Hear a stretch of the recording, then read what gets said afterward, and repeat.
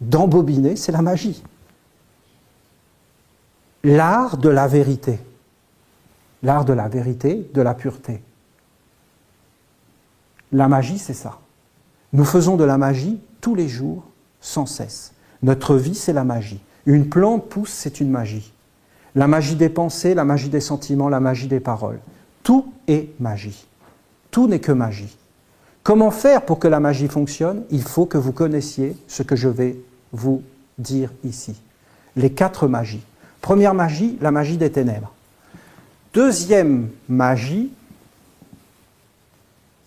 la magie de la lumière.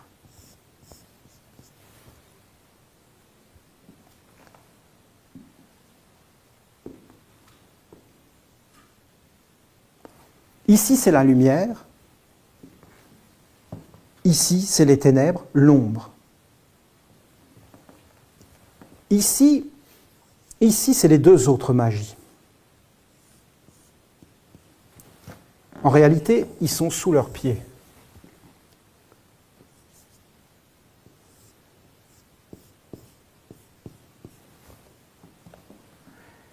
La lumière est claire. Derrière, c'est l'ombre.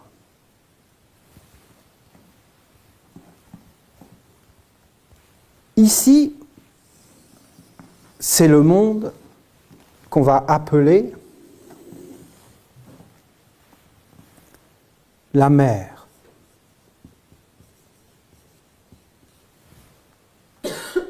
La mer, c'est la terre qui est sous nos pieds. C'est avec elle que nous vivons. Au-dessus, c'est le Père. Le Père, le plus haut du Père, pour nous, c'est les anges.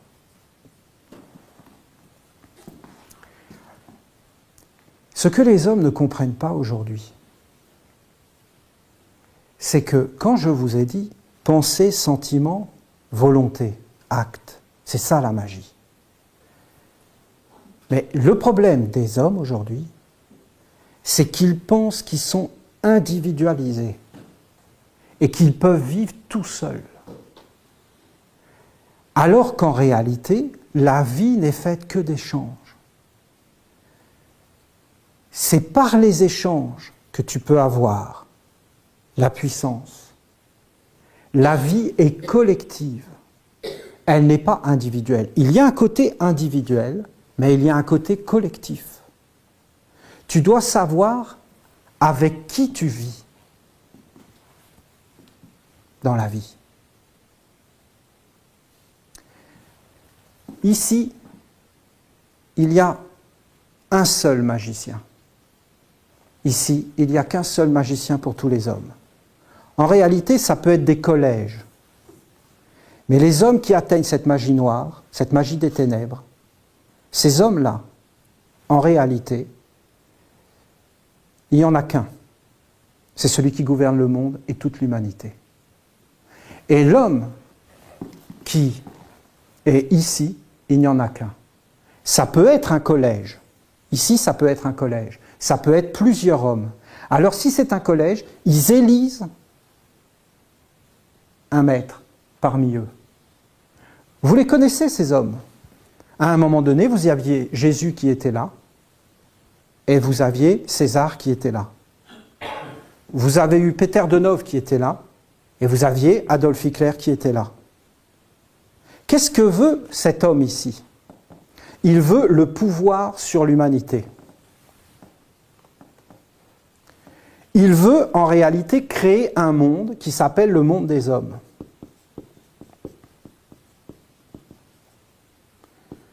Et en réalité, voilà ce qu'il veut. Il veut créer ce monde. Et comment il fait? Eh bien, lui, il a des yeux. Et ici, c'est le monde de la magie. Ici, c'est un monde invisible. Et ici, c'est un monde visible. Or, cet homme qui a des yeux, il regarde dans ce monde de la magie. Et qu'est-ce qu'il voit? Il voit ici un homme qui crée la vie, qui crée la magie et qui crée les mondes. Il est le seul créateur de tous les mondes. il alimente ce monde. Alors lui, il le voit. Et il vole tout ce qui est fait là, et il le met dans le monde physique pour construire des immeubles, des maisons, des voitures, un mode de vie. Et il dit, c'est comme cela que tu dois vivre. Alors, l'homme qui est ici, il utilise sa pensée, son cœur, ses sentiments, sa volonté, pour avoir une maison, une famille, une voiture, vous voyez ? Et en réalité, pour avoir cela, il va vers lui. Et il lui donne sa vie, c'est-à-dire son âme, qui est beaucoup plus haute. Parce qu'il faut payer. Et en réalité, il paie avec son âme. C'est la magie grise. Les hommes sont des serviteurs de ce monde-là, parce que les hommes se disent, nous voulons vivre dans ce monde. Donc en réalité, ils se servent de cette magie pour avoir ce monde. Ensuite, vous avez cet homme-là. Et lui, il se dit, voilà, il y a un monde divin. Donc, je vais m'associer avec cet homme-là, ou avec ce collège ici. Et je vais faire de la magie pour avoir ce que je veux. On ne peut pas faire autrement que de faire de la magie. Maintenant, pourquoi une magie fonctionne et pourquoi une magie ne fonctionne pas? D'accord? C'est l'énergie. Si tu as de l'énergie, ta magie fonctionne. Si tu n'as pas d'énergie, ta magie ne fonctionne pas. C'est ça la puissance, c'est d'avoir de l'énergie. Donc, en réalité, il faut avoir l'énergie. Regardez dans Ulysse. Qu'est-ce qu'il fait dans Ulysse, l'Iliade?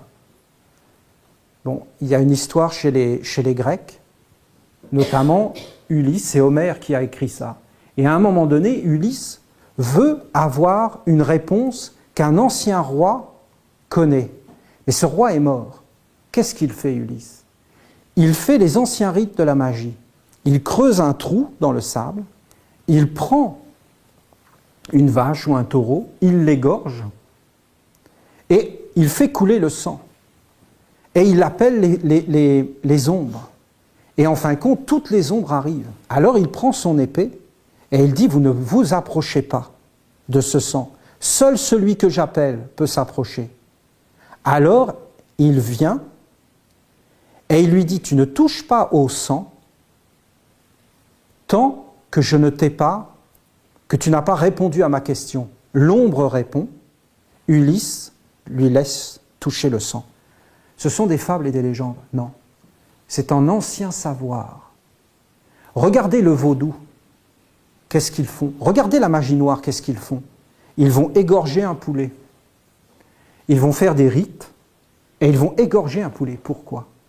Parce qu'il leur faut l'énergie, la puissance, la force. Sans énergie, pas de magie. Pourquoi un homme va prononcer des paroles et n'aura aucun résultat? Parce qu'il n'a aucune énergie. Pourquoi un homme va prononcer des paroles et aura des résultats? Parce qu'il a une énergie. Comment on peut faire pour avoir de l'énergie? Soit on l'a, et dans ce cas-là on l'a. Soit on ne l'a pas, et dans ce cas-là on la vole. C'est pourquoi ici il a été appelé l'usurpateur, le voleur. Il vole l'énergie, il la vole à un animal. Mais en réalité, cette histoire de voler à l'animal, c'est très petit comme magie.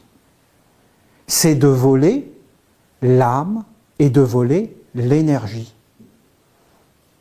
C'est en réalité de profaner le monde divin. Alors vous avez la puissance. Si vous profanez le monde divin, je vous parle de cette magie-là. Vous avez la puissance. Si vous honorez le monde divin, vous avez la puissance. Toute puissance vient du monde divin. Mais en réalité, les hommes ont créé un monde où le monde divin n'a pas le droit d'exister.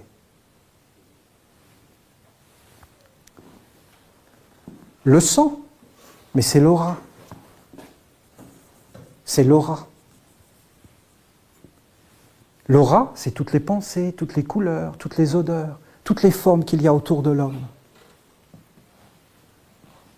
C'est ça qui attire les forces, les pensées, qui déterminent les affinités, la respiration, avec qui tu vas être en harmonie. Quand j'étais en Afrique, j'ai vu une magie africaine. Les Africains détectent les enfants qui viennent avec un bon karma, une belle hérédité. Et ils voient l'enfant, ils arrivent à sentir quel est un enfant qui est porteur de chance. Et en fin de compte, ils lui volent. Et eux prennent tout cela pour eux et ils l'ont. Alors, ils réussissent leur vie. Et on me montrait, telle personne, on lui a volé sa chance, alors elle n'a jamais pu fonder de famille. Mais toute sa famille est devenue riche. Ils ont donné quelque chose à ces mondes-là. Alors ces mondes-là leur ont donné la maison, la voiture. Parce qu'ils ont donné l'âme. Les Africains étaient tout fiers de me montrer leur magie. Mais je leur ai dit, mais vous êtes des amateurs. Nous, les Blancs, notre magie est beaucoup plus forte. Elle est institutionnalisée. C'est l'école. Il n'y a pas un autre endroit pour voler ta chance que l'école. Ça dure 15 ans d'études. Tu rentres là-dedans, t'es vivant, tu sors, t'es un zombie. Et tous ces enfants sont donnés entièrement à un système. Ça, c'est une magie et elle est belle. C'est la puissance. Vous allez me dire, comment on fait? La clé de toute magie, c'est la pureté. Pour avoir la puissance, il faut être pur. Ici, il faut être cruel, intransigeant, sans pitié. Ici, il faut être au service du monde divin, pur, détaché,